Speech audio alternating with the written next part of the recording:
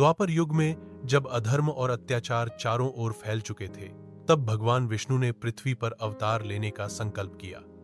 मथुरा के यदुवंशी राजा वसुदेव और उनकी पत्नी देवकी के 8वें पुत्र के रूप में भगवान श्री कृष्ण का जन्म हुआ।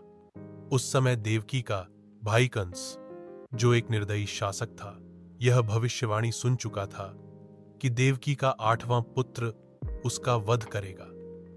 भय के कारण उसने देवकी और वसुदेव को कारागार में बंद कर दिया और उनके सभी बच्चों को जन्म के बाद मार डाला।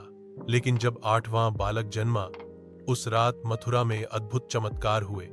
सभी प्रहरी सो गए, बेड़ियां खुल गईं और कारागार के द्वार अपने आप खुल गए।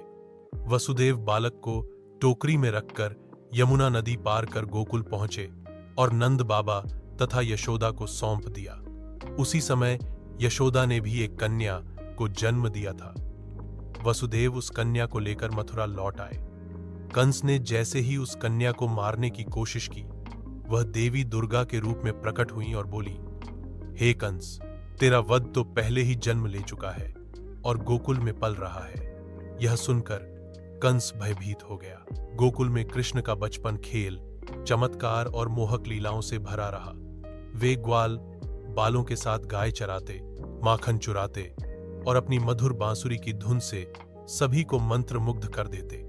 उन्हें माखन चोर और नटखट कान्हा के नाम से जाना जाने लगा। पूतना, तृणावर्त जैसे असुरों का संहार कर उन्होंने बचपन में ही अपनी दिव्यता दिखा दी। कृष्ण का यश दिन प्रतिदिन फैलता गया। उनकी बांसुरी की धुन से वृंदावन की गोपियां मोहित हो जाती। वे घर आंगन का काम छोड़कर उनके पास चली आती। गोपियों के साथ रासलीला ने प्रेम और भक्ति का अद्वितीय उदाहरण प्रस्तुत किया। Please subscribe the channel.